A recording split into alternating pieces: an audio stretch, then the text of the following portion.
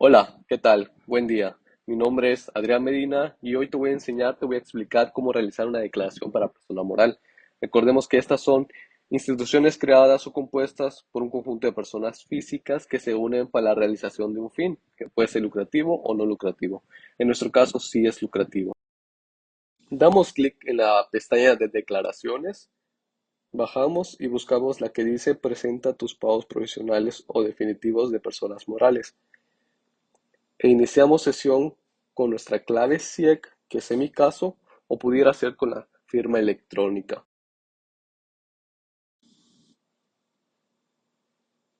Esperamos a que cargue y por default nos va a dirigir al antiguo portal. Este sirve básicamente para declarar obligaciones como retención de servicios profesionales, arrendamiento, etcétera. Pero en mi caso las obligaciones que voy a presentar hoy se hacen en el nuevo portal de pagos provisionales, por lo que nos dirigimos ahí. Ya estando en el nuevo portal, vemos que vamos a hacer una declaración provisional o definitiva de impuestos federales. Damos clic en presentar declaración y configuramos los datos de esta. En ejercicio ponemos 2024, periodicidad mensual, periodo, el mes que queremos declarar, en este caso junio, y el tipo de declaración normal. Y a continuación se desglosan las obligaciones a declarar. En mi caso son estas cuatro que vemos en pantalla, pero va a depender con base a tu constancia de situación fiscal. Y obviamente conforme al régimen fiscal en el que estés inscrito. Esperamos un momento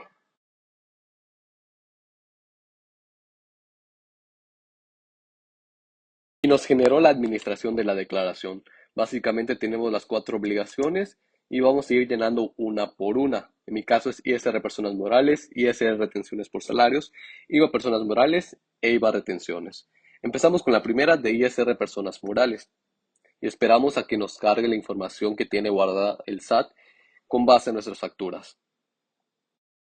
Vamos llenando y contestando cada renglón. El primero es de ingresos, en el cual primeramente podemos ver los ingresos facturados del mes y no tenemos ni ingresos a disminuir, tampoco tenemos ingresos adicionales. A su vez podemos ver los ingresos acumulativos que hemos tenido desde enero hasta mayo y se va a adicionar este que tenemos de junio, para así tener un total de ingresos nominales del periodo por esta cantidad, es decir, la sumatoria de todos los meses. Pasando al siguiente renglón, tenemos determinación, que básicamente es el cálculo del impuesto. Para ello empezamos con un ingreso nominal del periodo, el acumulativo, y un coeficiente de utilidad. A su vez, si le damos en ver detalle, podemos ver todos los coeficientes que hemos tenido de los años pasados, y el total de ingresos nominales se multiplica por el coeficiente de utilidad y nos da una utilidad fiscal. Luego te pide si tienes deducción de inversiones en el periodo. En mi caso no, así que le pongo cero y cerramos el recuadro. Luego checamos si tenemos participación de los trabajadores en las utilidades, es decir, PTU. Le damos en capturar. Y en mi caso tampoco tengo PTU a distribuir.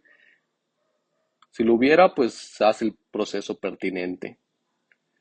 Luego checamos si tenemos pérdidas fiscales de ejercicios anteriores para que podamos aplicar. En mi caso sí. Y esas pérdidas fiscales las podemos amortizar contra la utilidad.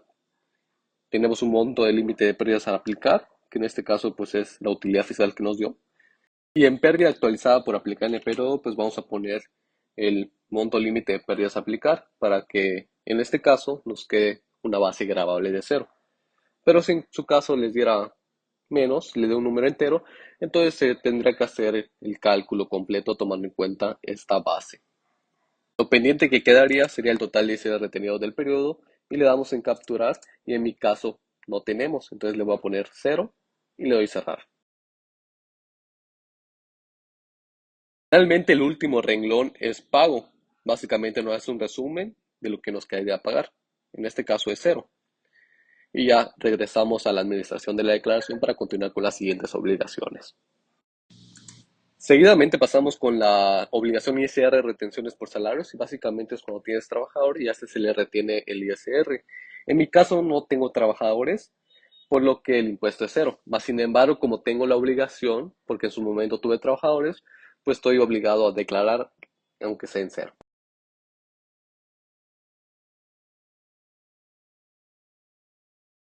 Y en el renglón de pago, pues básicamente tenemos cantidad a pagar cero. Si hubieras tenido retenciones de salarios, pues sí te quedaría a pagar con base a la retención que le hiciste vía nómina a tus trabajadores.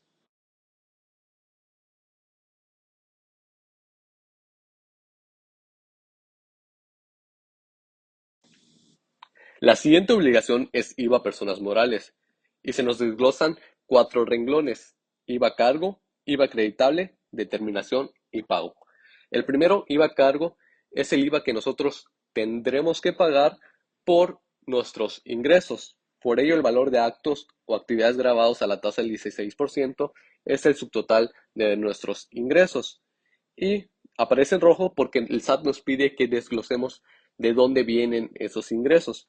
Ahora detallamos el ingreso. Para ello tenemos tres opciones: intereses cobrados, regalías entre partes relacionadas u otros actos o actividades grabados a la tasa del 16%. En mi caso es este último y ahí pongo el monto total por detallar. Continuamos con el valor de los actos o actividades grabadas a la tasa del cero exportación. En mi caso no, entonces le pongo cero y vemos que la suma de los actos o actividades grabadas pues es 102,000 y con base a ello se le saca el 16% y nos da 16,320. Y ese será nuestro total de IVA a cargo. Ahora pasamos con el IVA acreditable, que es el IVA que le pagamos nosotros a nuestros proveedores o acreedores. En este caso tenemos un monto de 24,189, el mismo que detallamos como el ejemplo anterior.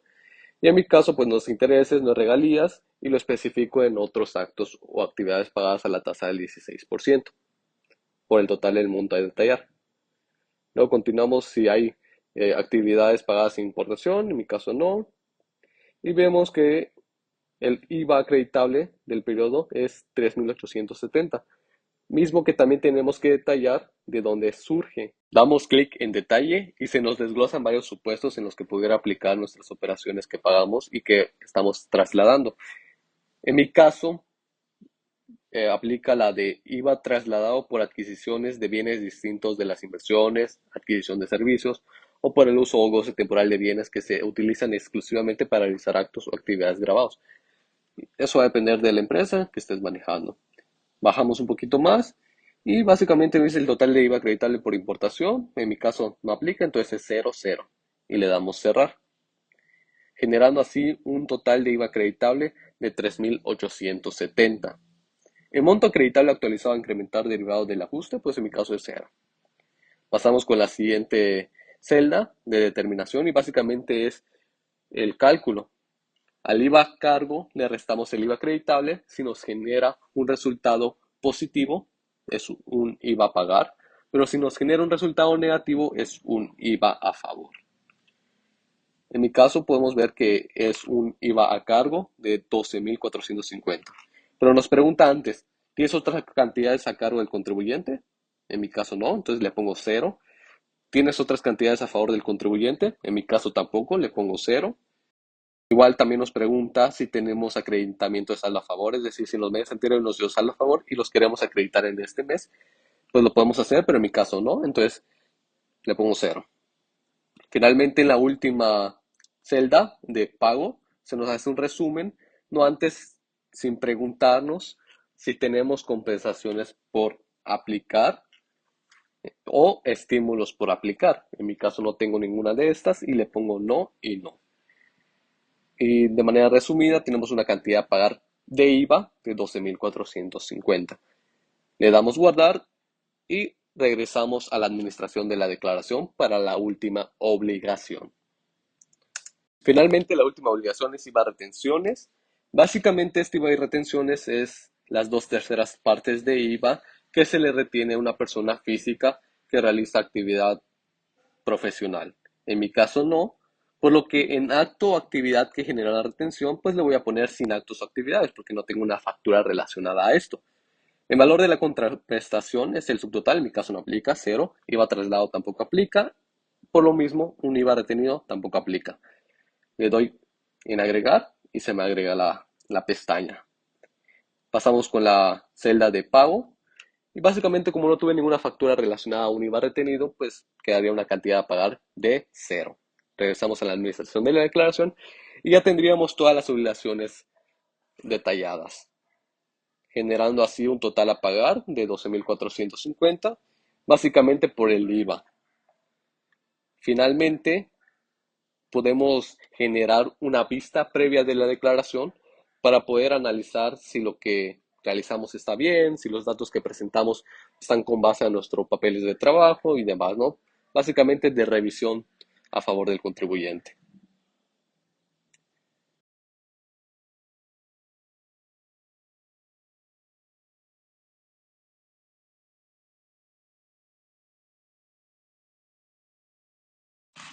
Una vez que terminamos de revisar que la declaración está correcta, que este monto es el que vamos a declarar para nuestros pagos provisionales o impuestos federales, pues le damos en enviar declaración y sellamos nuestra información con nuestra firma electrónica.